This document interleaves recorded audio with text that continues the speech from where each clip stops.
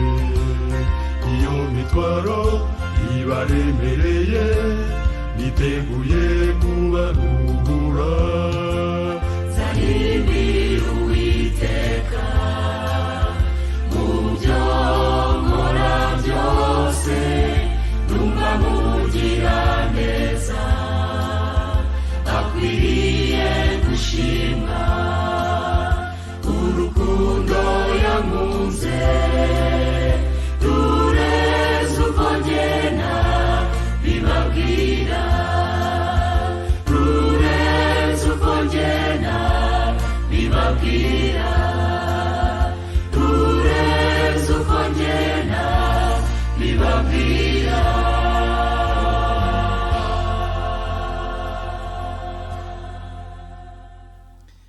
data muri Kristo turabashuhuje mu izina ry'umwami wacu Yesu. Imana ishimwe cyane kubw'uyu mwanya mwiza iduhaye kugira ngo tuganire ku ijambo ryayo. Dushimira Imana cyane ko yabarinze, ko ikomeje kubarinda. Dushimiye Imana ko imigisha igenda iduha no muri ibi bihe bikomeye. Dushimiye Imana ko igira neza no muri ibihe bigoye. Kandi dukomeje kubasengera no gusengera itorero kubw'ibi bihe byaguma mu rugo. Dukomeje gusengera imiryango iri mu kababaro bwo gupfusha abayo.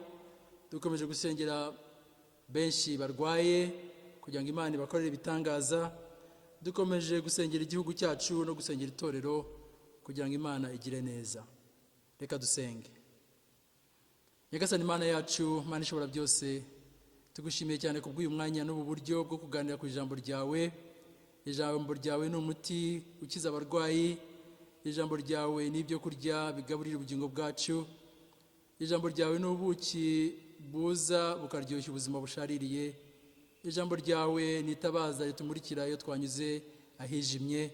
Ijambo ryawe riraduhumuriza.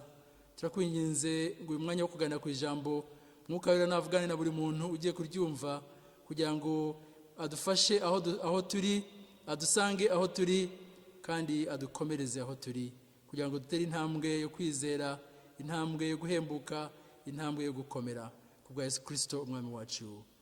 Amen. Bavandimwe, kuri uyu munsi nifuje ko tuganira ku ijambo dusanga muri Zaburi ya 55 umurongo wa 22. Ariko mbere yuko tugera ku murongo wa 22, reka mbanze mbasomere Zaburi 55 umurongo wa 1 kugeza kwa 8 kugira ngo twumve inkomoko y'amagambo ya Dawidi. Zaburi 55 umurongo wa 1 kugeza kwa 8 haravuga ngo: Mana, tegera ugutwi gusenga kwanjye, ntiwirengagize kwinginga kwanjye. Nyitaho unsubize, kwiganyira bintera gukora hirya no hino bikannihisha. Kubw'ijwi ry'umwanzi, kubw'agahato k'abanyabyaha, kuko banteza amakuba bakangenzanya umujinya. Umutima wanjye urambabaza cyane, ubwoba bwinshi bunguyeho nk'ubw'utinya urupfu. Gutinya no guhinda imishyitsi bingezeho, gukangarana kuramiranije. Ndavuga nti icyampa nkagira amababa nk'inuma, mba ngurutse nkaruhuka. Dore mba ndorongotaniye kure, nkarara mu butayu. Mba mpungiye vuba mu buhungiro, nk'ikinga umuyaga w'ishuheri n'umugaru. Noneho umurongo wa 22 ukavuga ngo: Ikoreze Uwiteka umutwaro wawe, nawe azakuramira. Ntabwo azakundira umukiranutsi kunyeganyezwa. Uwo murongo rero wa 22 n'ugira ngo tuze gutindaho, harimo isezerano Imana iguha nanjye impa uyu munsi, ariko hari n'iki dusaba muri ibi bihe turimo uko byaba bimeze kose. Tutaratangira iyi Zaburi ya 55, Dawidi yayanditse ari mu bihe bimugoye, mu bihe bikomeye, mu bihe bitoroshye, nk'uko byavuze, mu bihe bituma aniha, mu bihe bituma yumva yegereye urupfu, mu bihe bituma yumva yagambaniwe. Yari mu bihe bitoroshye. Bitekerezwa ko yabyanditse cya gihe umuhungu we Abusalomu yari arimo kumugambanira. Muzi ko hari igihe Abusalomu yamugambaniye. Noneho Dawidi yandika nanone Zaburi ya 55 umurongo wa 12 no 13 ngo: ahubwo ngo si umwanzi wantutse, mba narabashije kwihangana, cyangwa uwanyangaga siwe wanyirase hejuru, mba naramwihishe. Ahubwo ni wowe, uwo duhwanye, uwo twagendanaga, inshuti yanjye y'amagara, twaganiraga tunezerewe, tukagendana n'iteraniro mu nzu y'Imana. Dawidi rero yari ababajwe cyane no kugambanirwa n'umuntu yari aziranye nawe n'umuhungu we, bityo bituma agera ahantu habi mu buzima bwe, bituma agera ahantu hakomeye mu buzima bwe. Iyi Zaburi rero bivugwa yuko Zaburi ari Dawidi wari urimo kwibwira mu mutima we, yari arimo kwigira inama mu mutima we. Mwene data, nawe ujye ugira umwanya wo kwigira inama, ujye ugira umwanya wo gutekereza, hanyuma ukigira inama, ukagira inama ubugingo bwawe. Ugasa nkaho hari undi muntu ubwira, ariko ari wowe wibwira, urimo kwigira inama mu bugingo bwawe. Dawidi rero nibyo yarimo gukora muri uyu murongo. Uyu murongo ni umurongo uzwi, ni umurongo ukundwa cyane, urimo amagambo aryoshye, urimo amagambo akomeza, urimo amagambo ahumuriza. Nuko aravuga ngo ikoreza Uwiteka umutwaro wawe. Umutwaro ni ikintu kikuremereye, ni ikintu kikuvuna, ni ikintu gituma ugira ubwoba, ni ikintu wumva kikugoye cyane, ni ikintu wumva kikugoye ku buryo wumva kikubujije amahoro, gituma uhagarika umutima. Ibyo ni ibintu rero tunyuramo kenshi. Dawidi yari arimo kunyura mu bihe byo kugambanirwa, ariko natwe nk'igihugu hari ibyo turimo kunyuramo kubera iyi COVID-19. Nawe hari ibyo waba urimo kunyuramo mu rugo rwawe, nawe hari ibyo waba urimo kunyuramo mu bugingo bwawe, wumva hari ibintu bikugoye. Niwo mutwaro wikoreye. Ibyo bintu bikubujije amahoro, bituma ugira ubwoba, bituma utangira kwibaza iby'ejo hazaza. Ibyo bibazo ufite bigoye, bitoroshye, bitarabonerwa ibisubizo, bishobora kuba ari iby'ubukene cyangwa inzara cyangwa uburwayi cyangwa gupfusha cyangwa kurwaza. Bishobora kuba ari ukubura ubukode cyangwa indi mpamvu yose waba ufite ikuremereye, ikubujije amahoro. Iyo ngiyo ni umutwaro kuri wowe, ikubereye umutwaro. Rero uyu munsi turigira kuri Dawidi, aravuga ngo ikoreze Uwiteka umutwaro wawe. Uwo mutwaro uwuzanira Uwiteka. Uwo mutwaro hari aho wawujyana, uwo mutwaro hari umuntu wawugufasha, hari uwagufasha umutwaro wawe. Ibyifuzo byawe mu gihe ubuzima bwijimye, ubuzima bwaremereye, wabuze ibyiringiro, wumva wihebye, wumva wavunitse, umutima wawe washenjaguritse, wumva wagambaniwe, wumva warushye, wumva wababaye, wumva washaririwe. Bene data, hari ibintu byakuyobeye, byagucanze nk'uko imvugo y'iki gihe imeze. Hari ahantu twabijyana, hari uwo twabishyira akatwitaho, hari uwo twabiganishaho akatwitaho, kuko ngo azadukomeza. Ijambo ry'Imana yavuze ngo azadukomeza, ngo azaducisha muri ibyo byose, azadushoboza, azaduha gutsinda, kandi tuzabinyuramo n'intsinzi mu izina rya Yesu. Uzabinyuramo, ibyo bintu urimo kunyuramo uzabivamo ufite intsinzi mu izina rya Yesu. Nta bintu twamuzanira, nta bintu twazanira umwami wacu ngo bimuremerere, ngo bimubere byinshi, ngo bikabye kuba byinshi, ngo bimuvune. Nta byamuvuna, nta birenze ubushobozi bwe.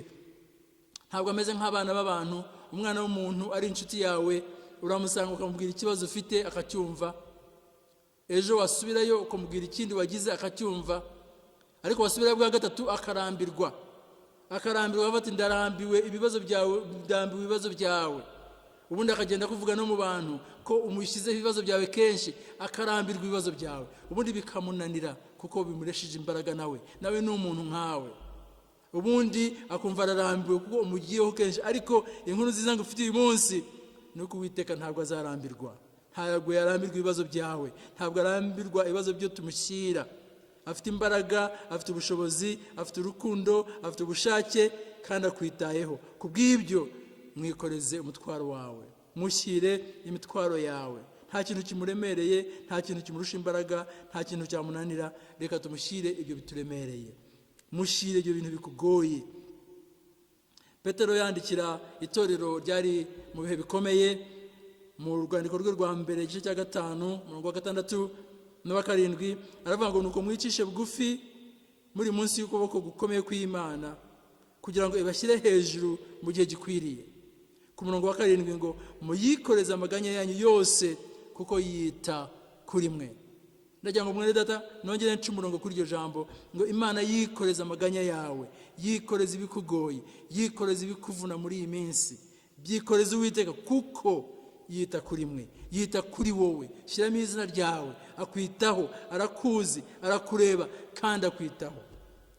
Imana ntabwo izigera itera umugongo. Imana ntabwo igeze itera umugongo Eliya igihe yarahunze Yezebeli. Imana yaramugaburiye ikoresheje ibikona.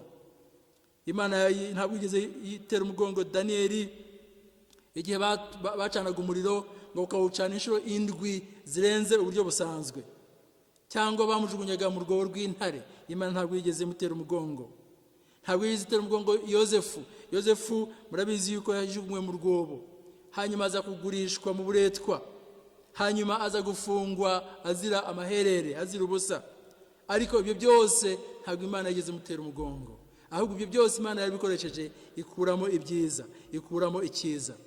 Reka rero bene data uyu munsi twigire kuri Dawidi. Aravuze ngo ikoreze Uwiteka umutwaro wawe, ikoreze Uwiteka ibikuremereye, ikoreze Uwiteka ibikugoye. Noneho isezerano ririmo aho ngaho ngo kuko ngo azakuramira. Amena. Ngo azakuramira, ngo ikoreze Uwiteka umutwaro wawe, ngo kuko azakuramira. Ngo ntabwo azareka umukiranutsi we atsindwa, ntabwo azareka umukiranutsi we amirwa n'ibibazo. Mureke rero bene data, hari isezerano rikomeye aho ngaho. Nitwikoreza Uwiteka imitwaro yacu, azaturamira, azadufasha, azayidutura. Ikoreze Uwiteka umutwaro wawe, arakuramira kuri uyu munsi wa none. Uwo mutwaro ufite sinkuzi, ibyo bikuvuna simbizi, ariko urabizi. Byikoreze Uwiteka, azaguha imbaraga zo gutsinda, azagushoboza n'ibyo utarushoboye, n'ibyo utaruzi, n'ubushobozi utarusanganywe. Niwikoreze Uwiteka umutwaro wawe, azagushoboza, azagushoboza ubinyuremo, nawe utungurwe, nawe utangare ukuntu babinyuzemo, kuko Uwiteka azagushoboza. Mu bihe bikomeye azagushoboza, mu bihe bigoye azagushoboza, mu bihe byo gushoberwa azagushoboza, mu bihe byo gusonza azagushoboza. Umwami wacu Yesu Kristo yabwiye abigishwa be, Matayo 11:28, arabwira ati, mwese abarushye n'abaremerewe nimuze munsange ndabaruhura. Harimo isezerano rikomeye cyane ngo ndabahuruhura. Abarushye n'abaremerewe nimuze munsange. Urarushye, hari ikikuruhije, hari ikikuruje mu bugingo bwawe, mu rugo rwawe, mu mibanire yawe, haba hari ikintu kikuruhije, haba hari ikintu kikugoye muri iyi minsi. Aravuze ngo nimuze munsange, ngo nanjye ndabaruhura. Dawidi n'iryo jambo nawe yavugaga ati, nitumwikoreza amaganya yacu, ngo azaturuhura, ngo azadushoboza, azaducishamo. Iryo ni isezerano rikomeye cyane bene data, ngira ngo twibukiranye uyu munsi. Ibyo waba urimo kunyuramo byose, Imana yiteguye kugufashamo, yiteguye kugutura umutwaro. Ndibuka kera nkiri muto, najyaga gutashya cyangwa kujya kuzana inkwi mu ishyamba, nkazana inkwi nyinshi cyane kubera nashakaga kugira ngo nirinde gusubirayo kenshi, kugira ngo mbone umwanya wo kwiga n'umwanya wo gukora indi mirimo. Nkazana inkwi nyinshi cyane, wenda zirusha imbaraga zanjye, zikamvuna cyane. Cyangwa ubundi nkajya kuvoma, nkazana amazi. Noneho nagera mu rugo, mama yambona, yaba ari hanze akambona, akihuta cyane kuza kuntura umutwaro, akihuta cyane akaza yiruka akantura umutwaro, kuko yabonye ko mvunitse, yabonye ko navunitse, akaza akantura umutwaro. Zaba ari izo nkwi akazintura, yaba ari ayo mazi akayantura, kuko yabonaga navunitse cyane. Yarangiza akaza akafata ijosi, akagorora ijosi, mwana wanjye reka nze ndebe ijosi, akagorora agakanda, kuko yabonaga navunitse. Nuko rero Uwiteka yiteguye kudutura imitwaro yacu. Iyo mitwaro wikoreye ye gukomeza kukuvuna, Uwiteka nayiguture mu izina rya Yesu. Ndagira ngo nsoze mbabwira nti, iyo mitwaro waba ufite yose, uko yabimeze kose, Uwiteka kwitayeho, Uwiteka arakuza, aragukunda, Uwiteka arakubona aho unyura hose, ibyo unyuramo byose arabizi, arabibona. Uri umwana w'Imana, uri umuntu w'Imana, wizeye Imana, irabibona kandi byitayeho, kandi ntabwo irangaye, ahubwo yiteguye kubigutura. Mureke tuyikorere imitwaro yacu. Zana iyo mitwaro ye kukuvuna, yizanire Uwiteka. Imana ntabwo yigeze dusezeranya yuko tutazagira ibibazo, ntabwo yigeze dusezeranya yuko hatazabura ibitunanira mu buzima bwacu, ntabwo yigeze dusezeranya yuko tuzabura ibibazo n'ibitugoye. Turi mu isi y'ibyaha, turi mu isi yaguye, imiyaga izaza n'imiraba izaza, ibyo ntibizabura kuza. Ariko byagenda kose, hari Uwiteguye kubidutura mu izina rya Yesu. Zaburi ya 37 umurongo wa 23 haravuga ngo, iyo intambwe z'umuntu zikomejwe n'Uwiteka, akishimira inzira ye, naho yagwa ntazarambarara. Amena. Ngo naho yagwa ntazarambarara, kuko Uwiteka amuramije ukuboko kwe. Uwiteka kuramije ukuboko kwe mwene data, Uwiteka turamije ukuboko kwe. Naho wagwa muri ibyo bibazo urimo, muri ibyo bikugoye urimo, muri ibyo biguteye agahinda urimo, naho wagwa, Uwiteka kuramije ukuboko kwe. Ntabwo azakunda yuko urambarara. Uwiteka arahari kugira ngo aturamire, adukize, aducishe muri ibyo ngibyo. Ibyo waba urimo kunyura mu byose rero, Dawidi arimo kutwigisha uyu munsi, mureke tuzane imitwaro yacu ku Mana yacu. Iyo mitwaro wikomeza kuyikorera, yewe n'umuturanyi uyishyira ashobora kutagufasha, n'umuvandimwe uyibwira ashobora kutagira icyo akumarira. Ariko mureke iyo mitwaro yacu mu kwizera, mu guca bugufi no kwiringira Imana, mureke tuyizanire Imana. Hanyuma izadufasha, hanyuma izayidutura, hanyuma izaduheka, izayitunyuzamo, kandi izadufasha kugira ngo tunyure muri icyo gihe kigoye dutsinze kandi dufite ubuhamya bushya. Reka dusenge kugira ngo Imana ibidufashemo, Imana ibigufashe mwene data, nanjye Imana ibimfashemo, kugira ngo tunyure mu byo bigoye turimo kunyuramo muri iyi minsi, ariko tuzi aho tuganisha imitwaro yacu. Iyo mitwaro reka tuyiture, tuyizanire Uwiteka, kuko aradukunda kandi yiteguye kuyidutura. Reka dusenge. Nyagasani Imana yacu, twongeye gusengera cyane buri muntu uteze amatwi iri jambo, buri muntu wumvise iri jambo. Turakwingize Mwami kugira ngo Mwuka Wera natwibutse ko witeguye kwakira imitwaro yacu no kwidutura. Mu gihe imitima yacu iremerewe n'ibyo turimo kunyuramo, mu gihe tutarimo kubona imbere hacu, turi mu mwijima, turimo kunyura mu bigoye n'ibigeragezo, tutazi icyo tugomba gukora, twibuke yuko hari inshuti iri mu ijuru itwitayeho kandi idukunda, kandi iyo nshuti nta wundi ni Yesu Kristo. Kandi twibuke yuko Yesu Kristo yiteguye kudufasha no kutunyuza muri ibyo byose, no mu gihe dufite amarira turimo kurira, no mu gihe Mwami twacishijwe bugufi n'ibibazo turimo kunyuramo. Reka twibuke ko intambara atari iyacu, urugamba si urwacu, urugamba rufite nyirarwo, kandi Yesu niwe mugabo w'urugamba. Reka twibuke yuko Satani yaneshejwe, kandi ko Yesu ari we wenyine ufite imbaraga zo kumunesha. Reka rero tukwikoreze imitwaro yacu, reka tukwikoreze ibituremereye, kuko niwe uzaturwanirira kandi niwe uzadutsindira. Imana ishobora byose, uradukunda kandi urukundo rwawe ruhoraho. Turakwingiza ngo udufashe ibyiringiro byacu byose tubishyire muri wowe, kugira ngo biduhe kuruhuka, biduhe gutuza, kuko tubihaye ushoboye byose. Tukuzaniye byose, tukweretse byose. Reka ubwoba bwacu tubihinduremo kwizera no kwiringira, kuko niwe wenyine wabidushoborera. Turakwingize Mwami kugira ngo ugendere buri muntu, kandi ubwo turimo kunyura muri ibi bihe byaguma mu rugo, turakwinginze kuvugana natwe.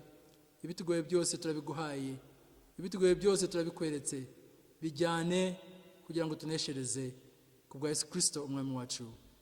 Amen. Arakoze Sabdini ku ijambo rikomeye cyane kandi ridusubizamo intege.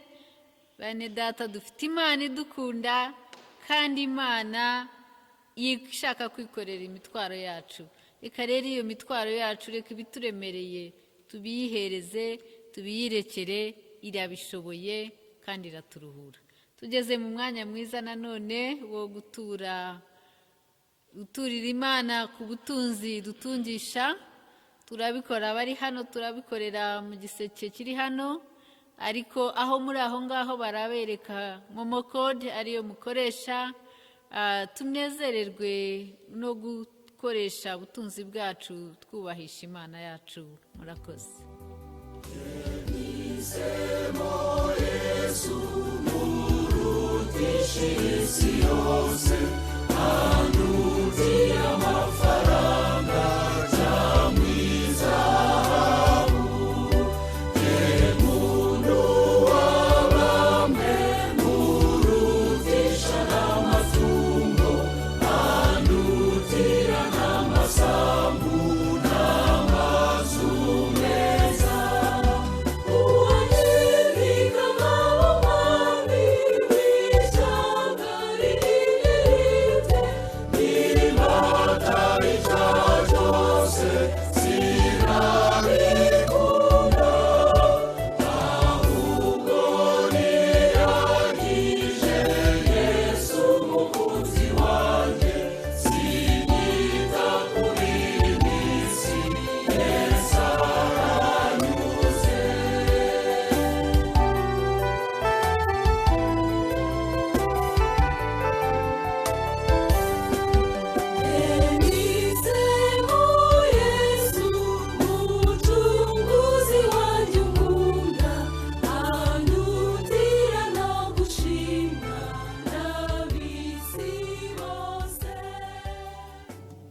murakoze cyane. Reka rero dusengera aya maturo.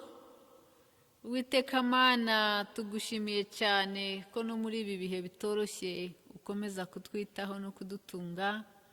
Mu byo dutungisha dukozemo amaturo y'ishimwe, umutima ukunze, ibya 10, tuzanye ngo umurimo wawe ukomeze ujya imbere Mana. Dusabiye umugisha abantu bose batanze, yaba ari kuri momo, yaba ari mu giseke, ubaho umugisha kandi ukomeze kubaha ibibatunga. Kandi Mwami, cyane cyane uduhe ibidutunga Mana bigendanye n'ubushake bwawe. Mwami Mana, dusengeye abadafite icyo batanga, dusengeye Mwami abo bitanze kuko ari cyo bafite, ubacira inzira Mana. Bagirire neza kandi aya maturo yatubure, uduhe n'ubwenge bwo kuyakoresha mu buryo ubwami bwawe bwubakwa, izina ryawe rihabwa icyubahiro n'abantu bawe bagira umugisha. Mu izina rya Yesu, amen.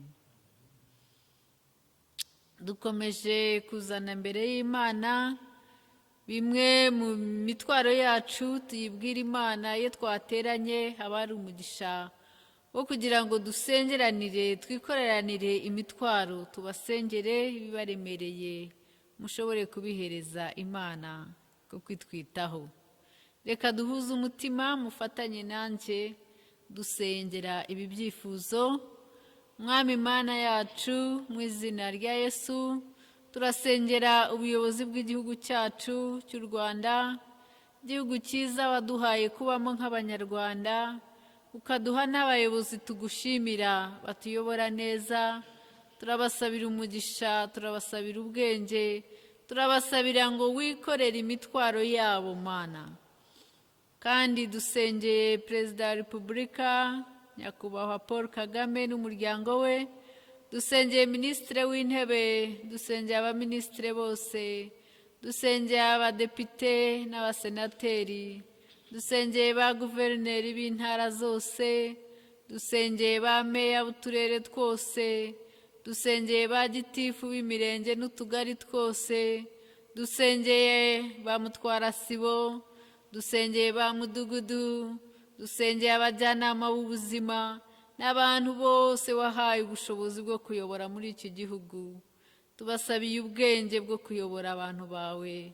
Mwami, wahaye ubwenge Mwami Salomo bwo kuyobora ubwoko bwawe. Abayobozi bacu tubasabiye ubwenge bwo kuyobora abantu bawe mu buryo batabahutaza. Ubaha urukundo, bakunda abantu bayobora nk'uko Mose yakundaga Abisirayeli Mana. Ubashoboze kandi ubashyigikire, ubiteho, ubikorerere imitwaro yabo kugira ngo babone uko bayobora abandi. Mu izina rya Yesu dusenze twizeye, amina. Dusengeye itorero ryawe Mwami, itorero ryawe ku isi, itorero ryawe muri Afurika, itorero ryawe mu Rwanda, by'umwihariko itorero Anglikani ry'u Rwanda. Reka twinjingire umwepiskopi mukuru Rorambanda n'umuryango we, twinjingire abepiskopi bose b'amadiyoseze yose, ariko by'umwihariko twinjingire umwepiskopi wa diyoseze ya Kigali hano muri Katedrali Saint Etienne. Turamusengeye we n'umuryango we Mana ngo wite ku bimuhangayikisha, umwikorerere imitwaro ye n'amaganya ye yose. Mana, umubere Imana, umuyobore, umwihishurire, umubere umujyanama ukomeye. Ijwi ryawe ajya ryumva ritandukanye n'ayandi majwi, kandi ukomeze kumubera umwungeri mukuru Mana. Dusengeye abashumba bacu, dusengeye Mana abakuru b'Abakristo, dusengeye abaririmbyi muri ya makorari yose, dusengeye abacuranzi, dusengeye abana, dusengeye abagabo, dusengeye abagore, dusengeye abasore n'inkumi, dusengeye abageze mu zabukuru. Twese hamwe Mana wikorere imitwaro yacu. Reka amahoro yawe aganze mu mitima yacu, utuganzirize muri ibi bihe Mana. Utubere umuyobozi, utubere inshuti itabura guseruka mu bihe bikomeye. Cyane cyane turibuka abari mu bihe byo kurwaza ababo, turibuka abari mu bihe byo gupfusha ababo, aho hose uhaseruke wa Mana we, Mana womora ibikomere byo ku mitima y'abantu bawe, ugenderere kandi ukize indwara nyinshi zitandukanye. Mana, covid irahari ariko hari n'izindi ndwara, izo zose turazikweretse Mwami. Izo zose wavuga gusa zirakubaha kandi zirakumva. Diyabete uyikabukire, hepatite uzikabukire, kanseri, indwara zitandukanye zose uzikize mu bantu bawe no mu bwoko bwawe. Utanga amahoro n'ituze Mwami.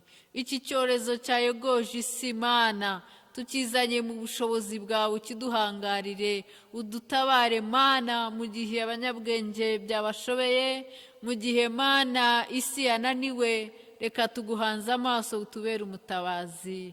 Kandi uri umutabazi wacu, uri Imana itwitaho, uri Imana yacu bwite, uradukunda kandi urashaka kwikorera imitwaro yacu. Reka rero iyi mitwaro yacu yose tuyiguhereze Mana, mu izina rya Yesu. Dusengeye Mana abaganga, dusengeye abakora amanywa nijoro bavura abantu bawe. Mana, ubwo bita ku bantu bawe, nawe wite ku byabo, ubarinde kwandura iyi ndwara, ubarinde ubwoba bwayo, ubaha ubwenge ukorane nabo. Mana, ubaha ubushishozi bwo kuvura abantu bawe. Ni ukuri Mana, turisengeye ngo utange ubuzima buzira umuze muri iki gihugu, utange ubuzima buzira umuze muri iyi si Mana. Kandi Mwami, dusengeye n'abashinzwe umutekano, barara bagenda bakirirwa bagenda, abo nabo wite ku byabo. N'abo twibagiwe bose uri Imana itibagirwa, kuko uri umwungeri mwiza. Abantu bawe bose urabazi mu mazina Mwami. Bose, buri muntu wese uhurire nawe ku ngingo z'ubukene bwe, kandi wumve gusenga kwacu.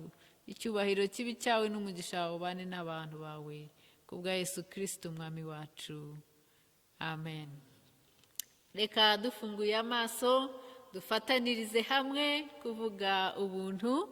Ubuntu bw'Umwami wacu Yesu Kristo n'urukundo rw'Imana Data n'ubusabane bw'Umwuka Wera bibane natwe twese ubu n'iteka ryose, amen. Hari indirimbo ya 75 ngira ngo mbasabe aho muri muze kuyiririmba, ariko igice cya mbere kiravuga ngo Yesu niwe nshuti yacu, niwe utwikorerera imibabaro n'ibyaha, akatwuzuza na se. Dore tubura amahoro tuyabuzwa n'ubusa, kuko tudasaba neza ibyo dukena byose. Reka dusenge twisabira umugisha. Amahoro Imana itanga, aho tuko umuntu wese yakwibwira, ajarinda imitima yanyu n'ubwenge bwanyu, mukomeze kumenya no gukunda Imana n'umwana wayo Yesu Kristo Umwami wacu. Kandi umugisha Imana ishobora byose, Data wa twese n'Umwana n'Umwuka Wera, ukomeze ubane natwe twese none n'iteka ryose, amen. Yesu niwe nshuti